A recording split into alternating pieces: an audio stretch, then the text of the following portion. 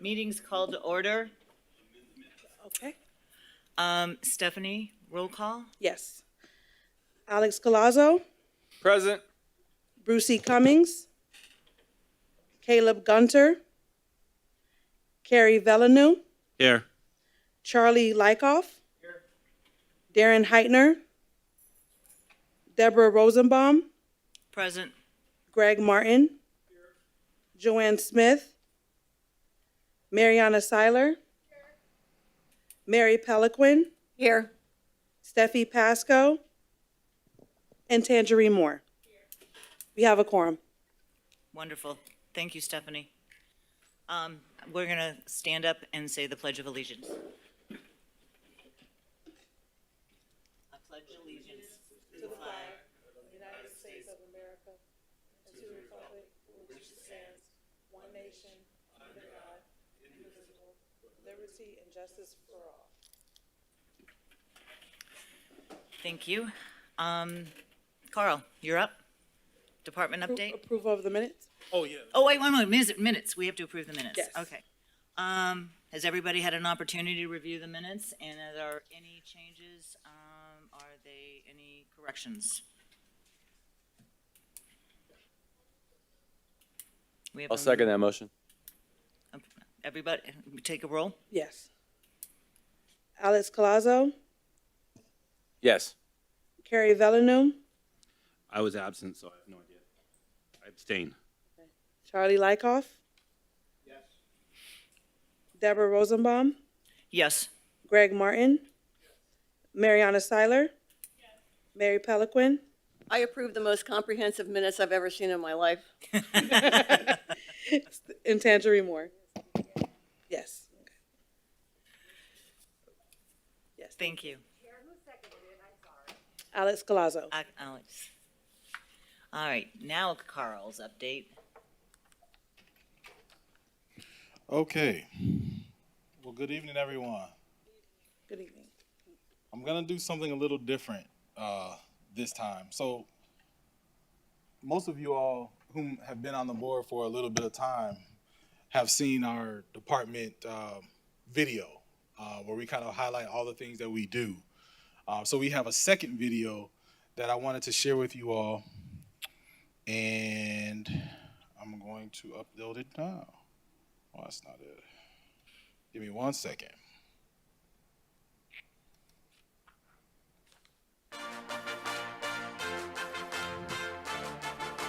We turn it up a little.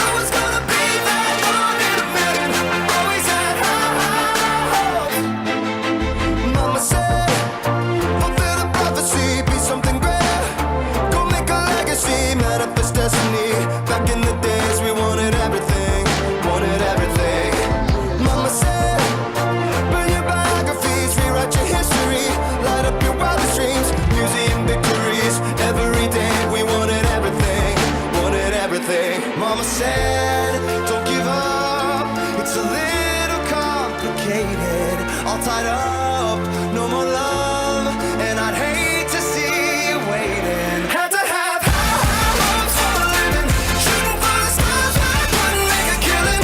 Didn't have a time, but I always had a vision, always had high hopes. Had to have high hopes for a living, didn't know how, but I always had a feeling I was gonna be that one in a million.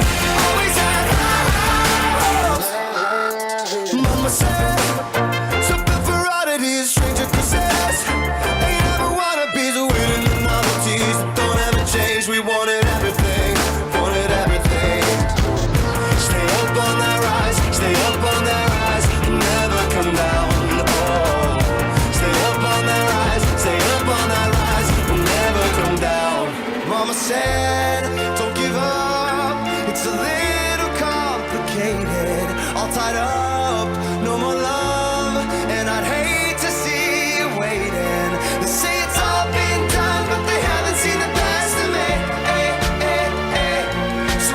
one more run and it's gonna be a sight to see. Had to have high hopes for a living, shooting for the stars when I couldn't make a killing. Didn't have a dime, but I always had a vision, always had high hopes. Had to have high hopes for a living, didn't know how, but I always had a feeling I was gonna be that one in a million. Always had high hopes. Had to have high hopes for a living, shooting for the stars when I couldn't make a killing. Didn't have a time, but I always had a vision, always had high hopes. Had to have high hopes for a living, didn't know how, but I always had a feeling I was gonna be that one in a million. Always had high hopes. Okay. So that's our third video that we've made. I believe most of you seen the happy video and then the other video where we had, I think, a soundtrack to one of Justin Timberlake's songs.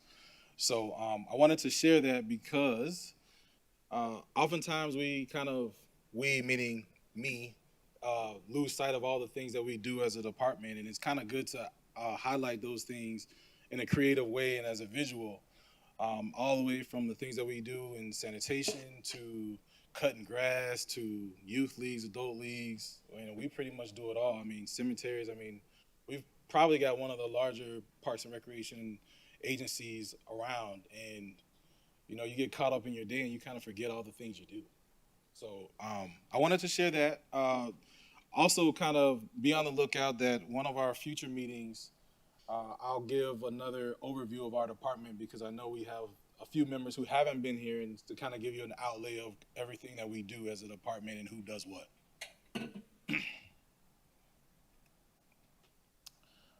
Also, before I show you this next video, just a reminder, coming up in a few weeks, although last year it was canceled due to COVID, St. Patty's Day is coming back, which is March 12th.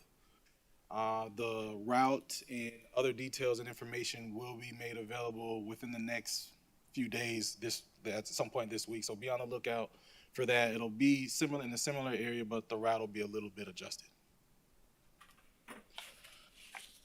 The next video I'm going to show you is a spotlight from one of our employees in maintenance, and better yet, beach maintenance. His name is Mr. Bobby Williams.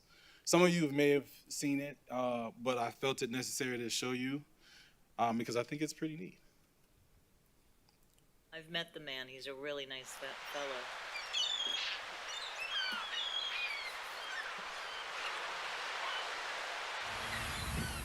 The start to another magnificent day in Fort Lauderdale.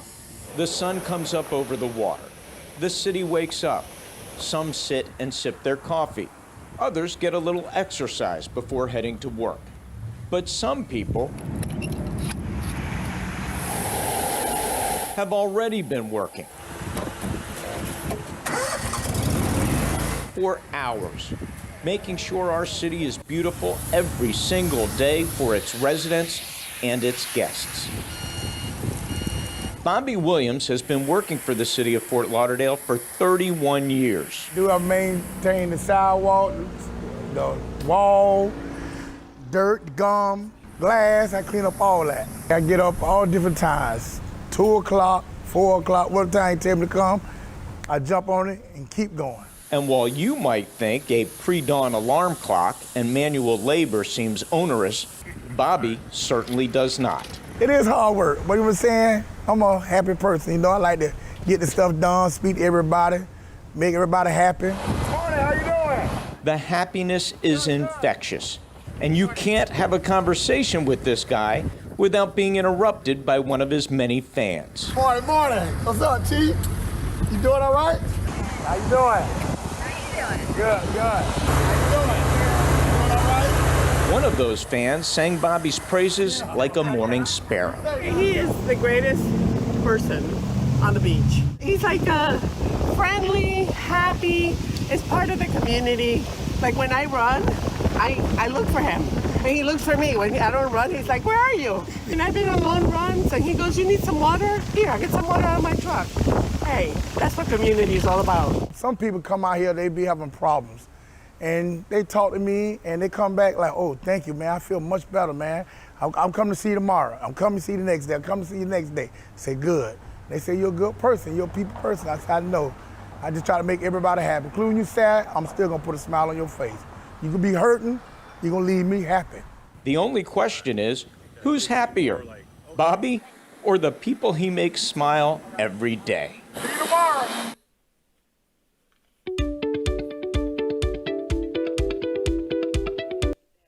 Okay. So I felt it necessary to show that because he's one of our highlights in our department. Bobby wakes up and is at work every morning at 5 in the morning. He's pressure washing the walls and also the grounds of our over 2 mile beach here. So, you know, it's like he mentioned in his write-up, it's not easy, but you know, he does it with a smile, and he really does. And so I just wanted to share that with you all, because I'm not sure if you all saw that, but I wanted to share. And that pretty much concludes my portion of wanting to update you on things in the department. Thank you, Carl. You bet. Deborah.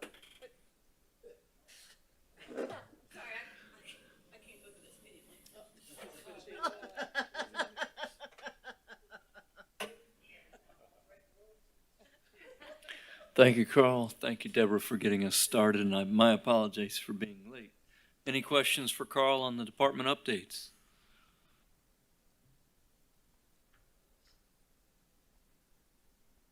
None spoken. We can move forward with the Fort Lauderdale Aquatic Complex presentation.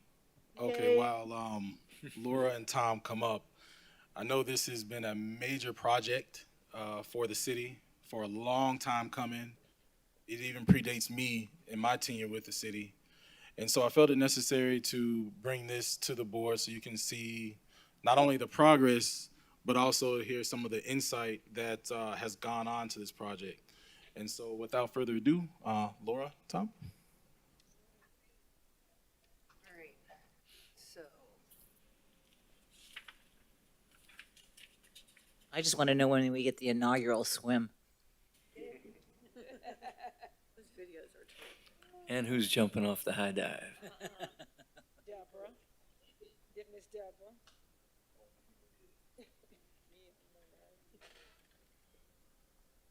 Get that part off of here. Like,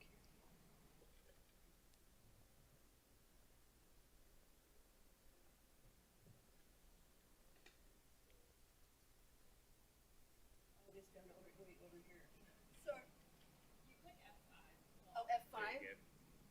Woo! Thank you. I'm down there at the little icons. Hi. Laura Vogt, Aquatic Center manager. And we're happy to be here today. And so this project started, the Aquatic Center closed for the renovation. Our last day was the groundbreaking was April 5th of 2019. So that was the last day that we were really in operation, and we broke ground on this project. And to bring the Aquatic Center up to competitive standards, it was originally built in 1965.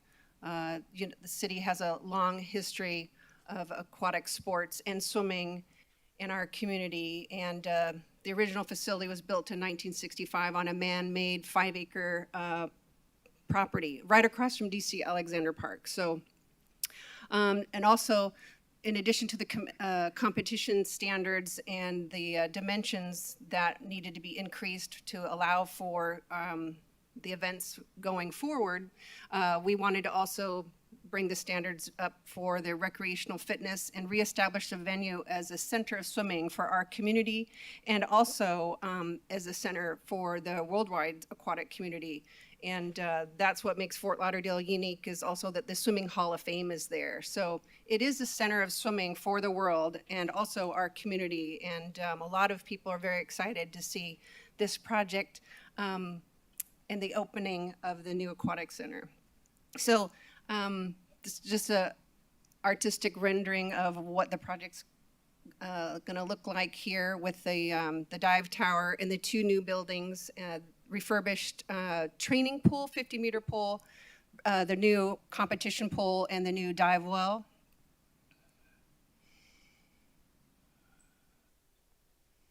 So this is just a look back in April and where we were at there with the project and the renovations that were going on. We're just, if you could see over, I guess it's that south entry building, they're just getting that started there as far as putting on the second level and finishing that up. A little bit more here, the dive well. And in April, we hadn't started building the dive tower. The dive tower started, the construction on that was in May. So in April, they were just, as you could see over here on the right-hand side of the corner there, they are just getting the pile cap there. There are 35 new piles just on that pile cap alone, 35, and there's 70 in the dive well, and that's 6 meters deep. So it's a significant construction project. The dewatering for that was a massive undertaking because we're down 6 meters. So on the beach barrier island there on the man-made peninsula. So some of the construction guys said, you know, we were really excited, but it was also really scary too. I would have to admit, they said, you know, because you're dewatering and you're going down. And so any project like that, but everything went well. And so no problems there. And then this is just a look at the refurbished 50-meter pool. So it's going to remain the same dimensions on that left slide.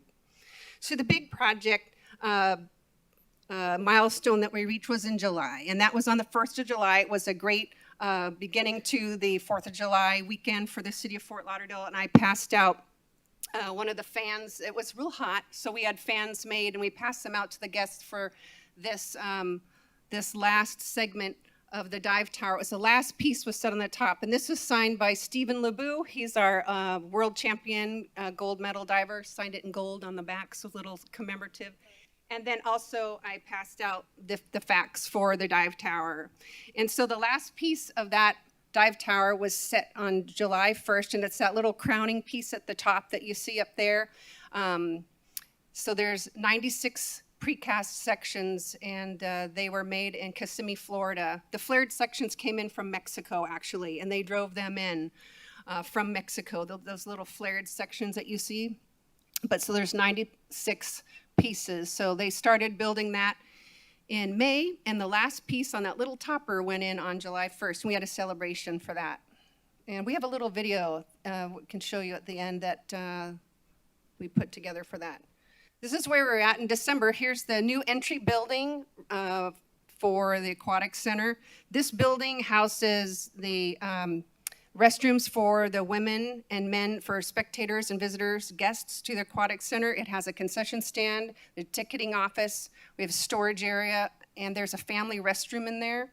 The green glass on the left side of that building is just really the elevator shaft to get to the second floor. And it's a beautiful amenity deck up there that'll be available for events and for parties or social gatherings for people at the Aquatic Center. So here's where we are. This is January. They're putting the railings on that dive tower and finishing off that. And you could see that the top there, the very tip top where the construction worker is, that's a 27 meter. And then as you go down, this is a 27, the 24, 20, 15, the 10 is in the middle there. It's the only platform that's in the middle. And that's at the highest that we were before, to give you a little perspective there. So that's just above the level of the hotel that you see there at 10 meters. And then the next level is the 15, then there's a 5, and then the 3 meter and the 1 meters are below that. And so the springboards will have 3 meter springboards over there. The high dive, some of you may have called that the high dive. I did when I was a kid. I called that the high dive. 3 meters was a high dive when I was little. And then the 1 meters will be over there. You can't see them, and they got cut off on that picture. And then the new locker room building there in the back. So here's a picture of the new locker room building. So on the first floor, I guess we'll start on the right. That's the new weight room, a fitness center. And then there'll be a classroom for lifeguard training, CPR, first aid classes, meetings. It's smallish, but it's big enough to have a class in there, so we're excited about that. And then the middle part, we have the locker rooms for the men and the women, and they're divided for minors and then also adults, but they can transform. So we could make the girls' locker room into the women's, and so, or they all can be for adults, or they can all be for minors. It just depends on the event that we're having, and that's a new sports rule to separate the minors from the adult participants, that they have their own changing areas if you need to do it. Instead of having the one big like we had before. Everyone went into one big locker room before, and it was problematic at times to have that. So, and there's new sports rules for safety for the athletes. And then on the deck in the middle here, there's 2 banks of outside deck showers, and that's another safe sport rule. There'll be 10 showers outside. So another area for the sport of aquatics, that having less opportunities for people to be alone with their clothes off in the locker room, to be outside, and you keep your swimming suit on and you wash your hair outside and then you just change inside. So it's safe sport regulations. So 10 showers out there. We can turn them on or off depending upon what we need. Technically only need 1 on that side of the pool for the health department, but more showers, it's better. That's a recommendation for aquatic centers, for our more visible areas, and for parents to observe their children and what they're doing, not playing in the locker room or getting in trouble in there either. So that's something we have to look at. And then also on that floor, there's a lifeguard room and a separate first aid treatment room. And before, we used to have the first aid and the lifeguards together. And that was problematic, because if we needed to treat somebody, and then we had the lifeguard gear in there. So now the lifeguards have their own room with their own gear, with their rescue equipment and their radios and their first aid gear. And then also separately, we can have a treatment room. So a lot of events, we need to have the EMT fire rescue there, and the room is big enough that we can put a gurney in there right inside and they'll be ready. And before, they used to have to wait outside on a tent in the hot heat, and we'd put up a tent outside, so now they can be in a room, and if somebody needs care, that they can be in a private area instead of out on the pool deck, where everybody is. So that's a really great advancement for us. Then there's a lobby door that takes you upstairs, and then the final, on the very far left of this slide, is a family changing room. This one's a little bit bigger than the other one in the entry building, because it'll have a shower in there and a bank of lockers. So that'll be really great for people with disabilities, or if they have a caregiver and they need somebody to go with them into the changing room, that if they need assistance. So, and if they don't want to go into the locker room with everybody else, that they can just go in there. It's one at a time, occupied, vacant.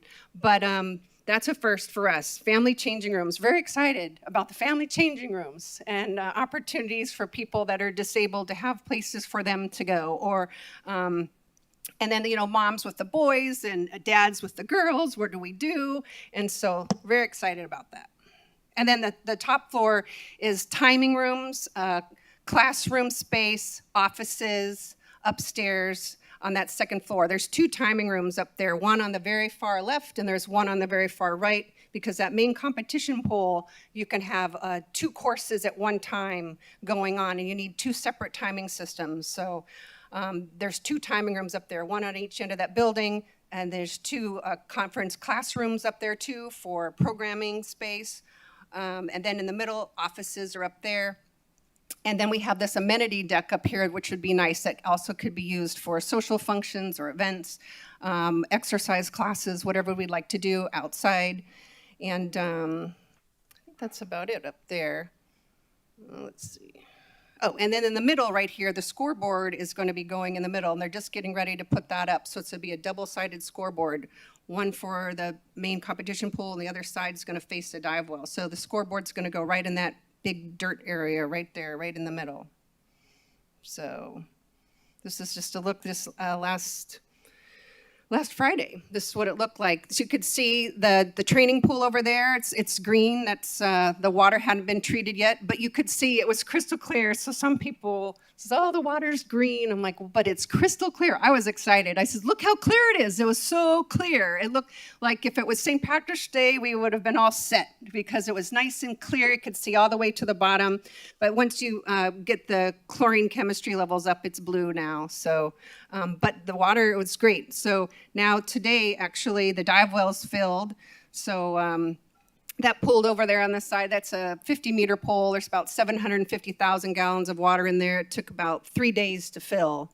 So we filled the dive well over the weekend. That's 926,000 gallons of water. That took 4 days to fill. So we're going to be plastering the main competition pool next, and that'll take about 4 days to fill. It's the biggest, 976,000 gallons of water in there. And big motors run that filtration system. We're very excited about the filtration system. The new filters are perlite filters. They're Neptune Benson regenerative filters, and they can filter down to 1 micron. So before we used to have a sand filter, and that used to filter down to 30 microns. So now we can filter down to 1 micron, and it also has less backwash and less wastewater. So we're saving water, we're getting rid of more germs, and the water is going to be clearer. So very excited about that. And it has its own chlorine generation system on those pools where we can have on-demand chlorine. So we reduced our chemical footprint on the property on the Beach Bear Islands. So we're not going to be trucking in gas chlorine tanks anymore or liquid chlorine tanks, that we can have on-demand salt generation there with salt, water, and a little bit of acid. We can make our chlorine, and in addition to some calcium hypochlorite briquettes. So very good progress there for us, as going green as we can for an aquatic center and trying to not bring so many hazardous chemicals to our Beach Bear Island. So, Tom Green. All right. There you go. Thank you, Laura. Nice job.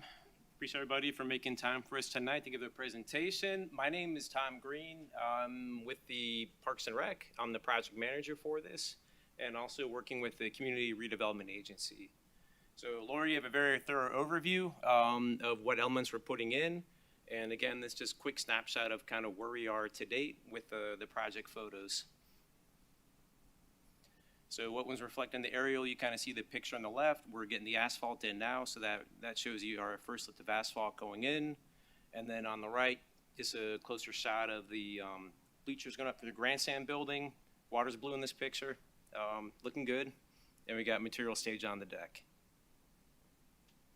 And then kind of just center shot, again, just kind of show you all fairly real time of where we are with the project.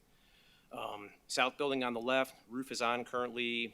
HVAC equipment on the rooftop is in, slabs are poured, and they're starting to do the interior build out for the walls, and we're just waiting for the glass to show up so you can button up the front and start with the stucco on the exterior. So bigger questions I'm sure everybody wants to know are timelines for the project.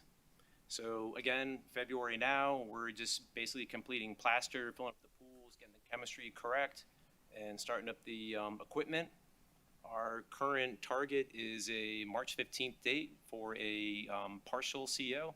So we're going to be partially occupying the space. So what that means for us is that it's a turnover from the contractor to the city, at which point, we can begin occupying that space. There'll be startup and operational learning curve for the pool, and the contractual completion date for the project, which takes you from substantial to final, it's 45 days, so it'll be the end of April or May 1st is the final contractual completion date for the project. So over those next 45 days after turnover, that'll be staff coming in, and we'll be inspecting some of the work that's put in place, and any minor issues, any touch-up, we call it punch items, will be addressed over the course of those 45 days.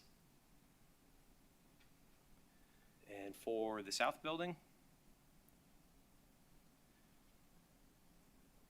big picture, we're looking for our contractual completion date is December 23rd, so just think Christmas in your mind as the final completion date. There is no interim milestone date for substantial completion. Again, substantial just means the opportunity for the city to occupy that space. So sometime, late fourth quarter is when we believe substantial would happen. but our contractual completion date, again, just big picture, is Christmas of '22.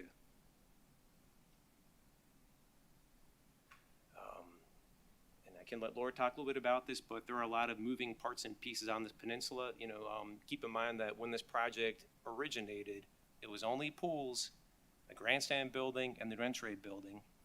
And as this project and this overall peninsula has progressed, we've now added on that south building under a separate contract, which graciously this board authorized use of the park bond funds for that. So thank you. And we're spending the dollars wisely and moving that project forward. But in addition to that, there is now the museum buildings, which kind of bookend the site. So you have a existing museum west building. That's the older one built, was that in the 60s, Laura? 1967, that opened, 1967. And then you have the east building, which was built roughly 1990-91. As it stands now, the city has entered into an interim agreement with a development team that's headed by a finance company and also partnered up with Hensel Phelps, who is your construction manager and design builder currently on site now. So the idea for that project is it's a privately financed project that would demolish the east and west museum buildings and then go brand new structures. How they're moving forward with this is with the unsolicited process. We have moved forward as a two-step process. We are currently with an interim agreement with the development team and working towards a comprehensive agreement. And once that comprehensive agreement is signed, that authorizes them to move forward with demolition, finalize design activities, permitting, and then eventually into construction. So if we can jump back a couple pictures, I just want to find an aerial. I think that's towards the front of the slide. Bear with me for a minute. There you go. That might be a good one. So again, you can see here, I'm pointing to a screen that you can't see my pointer, but the West Museum building and the East Museum building will be demolished.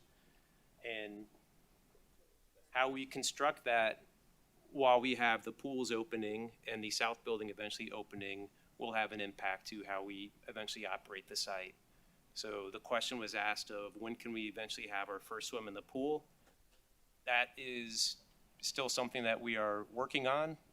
From a construction standpoint, we'll be ready, but from a operational, life safety, user interface, those are all still bigger questions that we're still working through at this moment. And I think that concludes the presentation.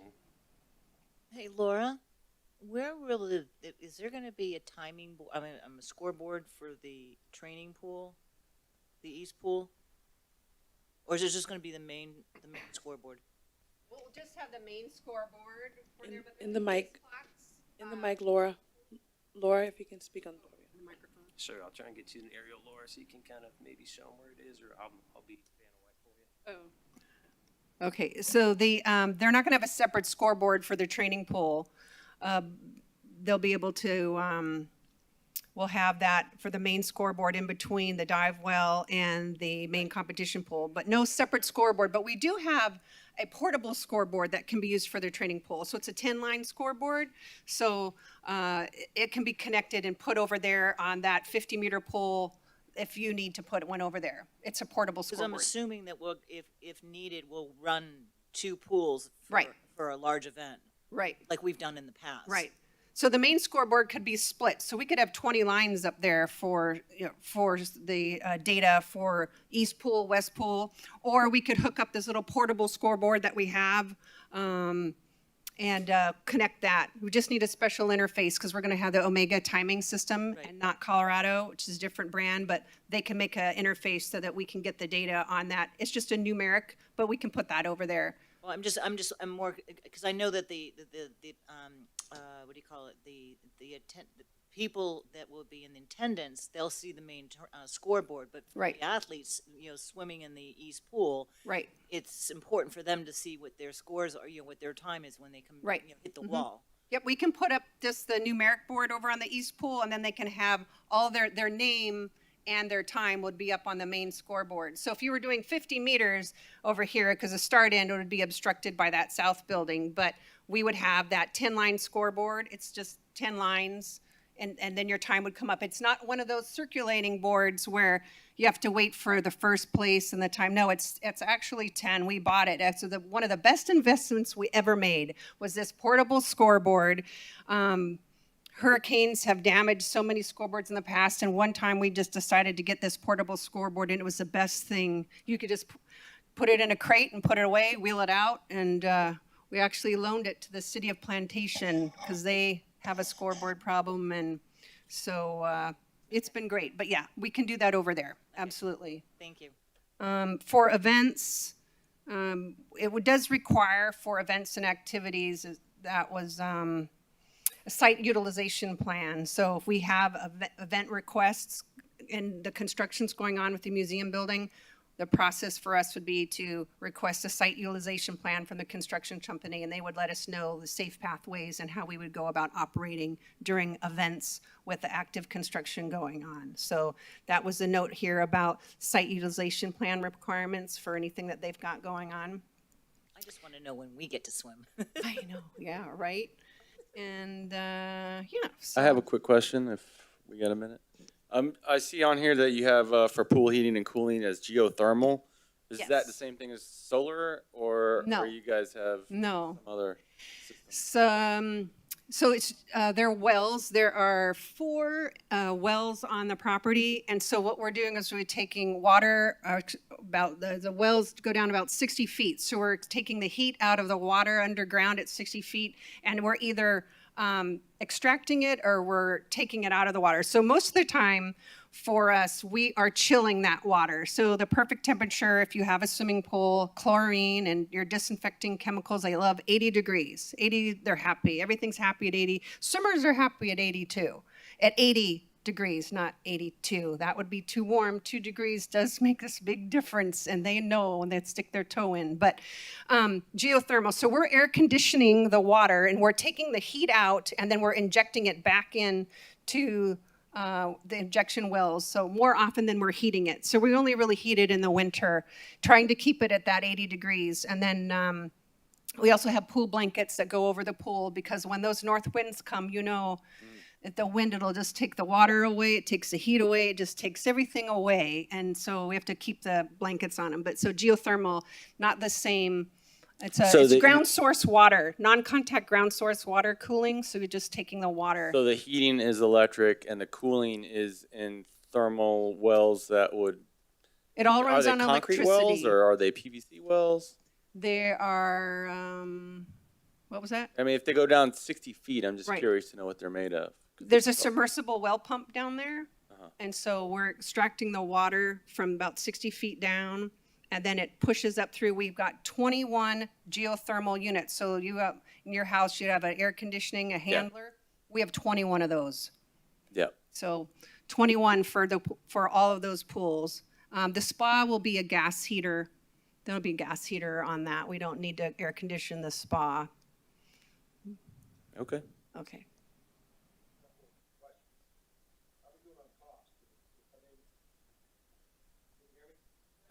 Sure, yep. You try that again. How'd you all do on cost?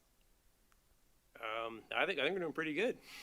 So is a question for which, because there are 2 separate contracts. I'm not trying to be flippant, but we have one for the south and we have one for the actual pools. So Both.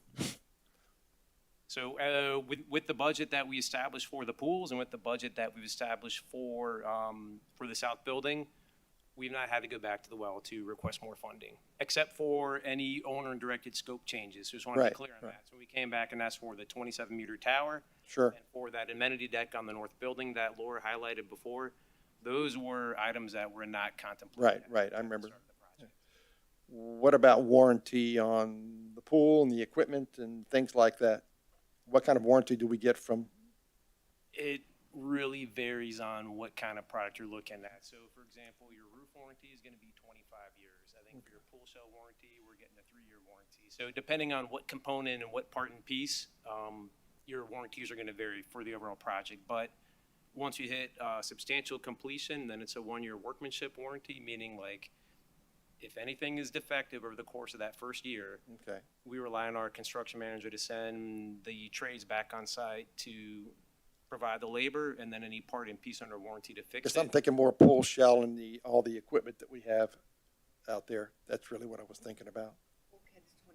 Yeah, Laura alluded to the bulkhead. That's that big movable piece. That's about $500,000. That one has 25-year warranty. So it really depends on what you're looking for. But Okay. All right. yes, we are getting warranties. Good. Thank you. Yes. Have we secured any national or international events to come? I mean, I know we're a year out now, so what do we got going like that? Well, we have quite a few. Everybody wants to come. That's a good problem to have. I just don't know when we can get them in here. So it's, we have a request for a Masters diving event, and that's the first one. They want to have a Pan American Games, a Continental Championship event next May. And that would be a significant event because international, they would do every sport. So diving, swimming, synchronized swimming, which is now called artistic swimming, and water polo, and all 5 disciplines. And then they want to combine diving events with open water events. And FINA wants to come in with some events. The Hall of Fame is looking at having a festivals for an ongoing rotating basis. So just a matter of time with the timing of the aquatic center operations and the museum and what they have to do there with that site utilization plan. So we have a lot on our list. We could, have our pick. A lot of them we're going to have to wait for rotation, so we're in the bidding process so that we can come back around. So the YMCA Nationals wants to come back, but their short course meet is up in North Carolina for several more years. But when it comes back around, they're interested in having it down here. So some of those we have to wait for the bidding process. But yeah, we have my phone's been ringing, and they're just waiting to come in here. So it's exciting, very exciting.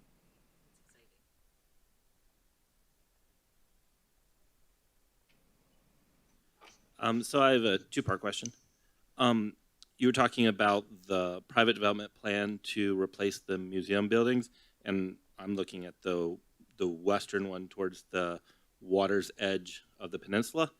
So 2 questions. One, has there been any consideration, or is there any ability for the city as part of that to require that the new building have like the first 4 floors be parking garage, so you could reduce the amount of space otherwise dedicated on the peninsula to surface parking and convert that to green space? And in the same genre of questioning, would there be any ability or consideration to changing the footprint of that western building so it could be more vertical and take up less horizontal space, so that you could do like a large public green space right on the tip of the peninsula? Sure. So answer to question number 1 is a 2-part answer. Yes, garage, but no for taking away surface parking over by the pool. With these new, I guess the new concept for the east and west also comes additional uses for this peninsula. So things that were not previously contemplated for this site are now part of what is being, at least at this stage. And again, please keep in mind, we're only at the interim, and it requires us to get to a comprehensive agreement.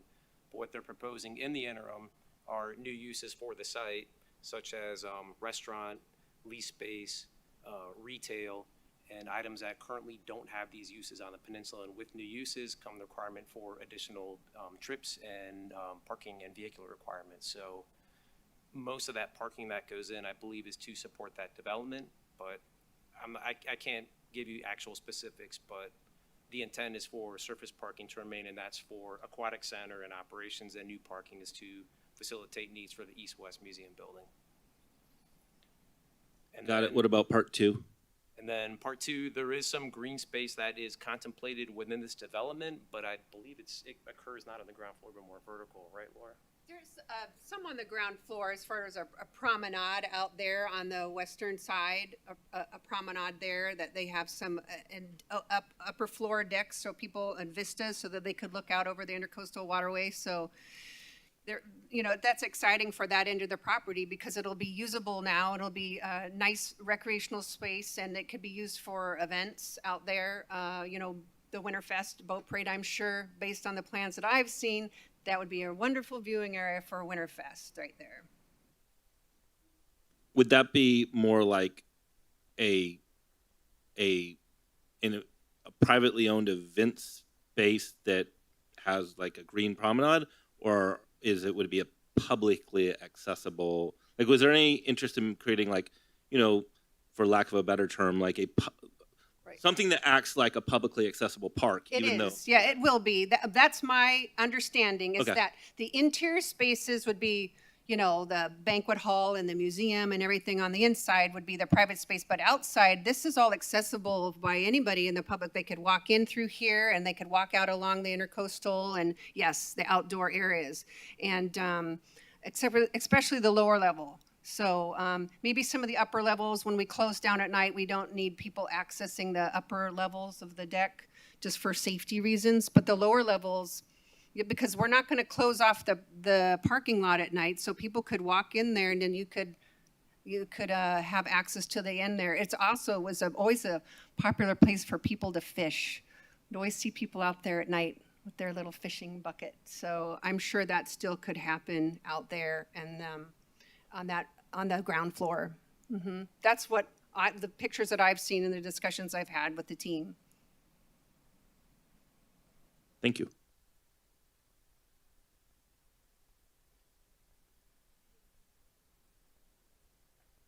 Looking forward to it. Thank you. All right.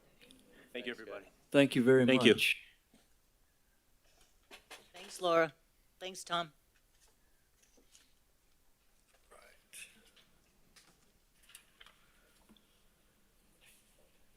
Next up is board comments.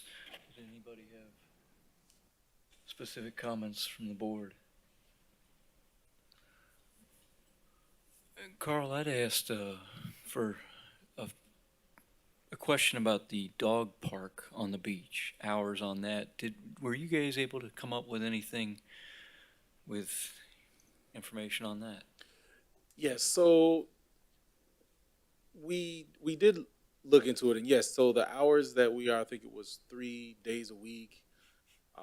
A lot of that was due to the amount of seaweed that we used to get on the beach, and it impacted those hours. However, in between that time, I've kind of done some research and spoken to staff, and now we believe that we can open it up every day, a few hours in the morning and then a few hours in the evening, which will still give our staff time to clear the beach and the seaweed area and provide more access.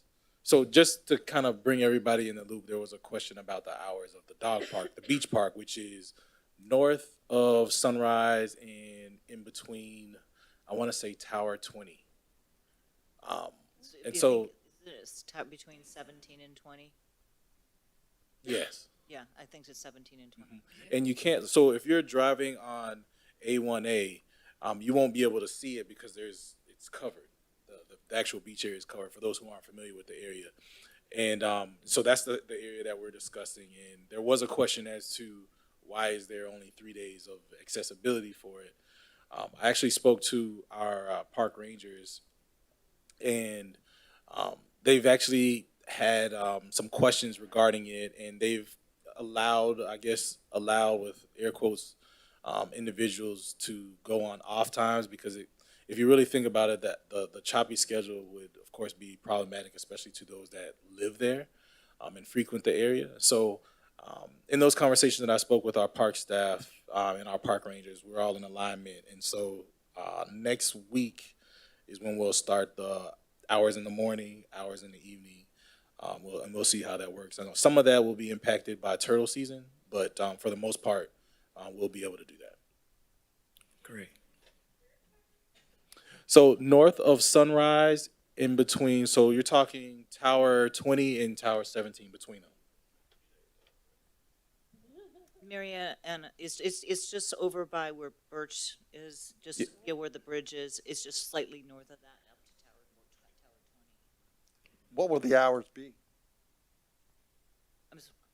So the hours will be 6 to 9 a.m. and 5 to I want to say 7 in the afternoon. So basically, peak times where people would walk their dogs during the day. Okay, thank you. On 7 days a week, theoretically? Yes, sir. Oh, wow, that's great. Yeah. That might help alleviate some of the questions of a dog park on the, On the I want a dog, I want a dog, I want a dog I don't know park who, in I don't know North who Beach you have in Village. mind. No, I think North Beach Village deserves a dog park because it's the barrier island. I'm just kidding, but it was one of those things, I when I saw the hours, I thought, why? And that's what I was really asking the questions. Not everybody wants to walk their dogs on the beach. Carl, you used to need a permit to go on there. Is that still required or no? No, we stopped issuing permits about, I would probably say a few years ago. We didn't really get enough permits to justify the administrative time, and so we just. That's good. I thought it was, I'd gone there to get permits a couple times, and you go to the parking vendor, and it never worked. And then I got cited one time, and I was like, okay, not coming back here. Now So you're I'm good. glad to hear they did away with the permits. That's great. So we don't have to go to Oklahoma to avoid a dog beach. But I do want all of us to wear our green shirts at next month's meeting. I didn't wear one. Charlie and Alex didn't Thank send God the I'm memo not the out. only one. I didn't get the memo. Maybe we can take a picture next month. How about a picture? Not easy being green. Next month, wearing our green shirts. Yeah, I can appreciate it. See if we can get everybody to show up and good. take a group photo. There we go. Well, Ooh. Perfect. So next time send the what do you call it? The memo out. I can learn how to speak. So any appropriate board comments now?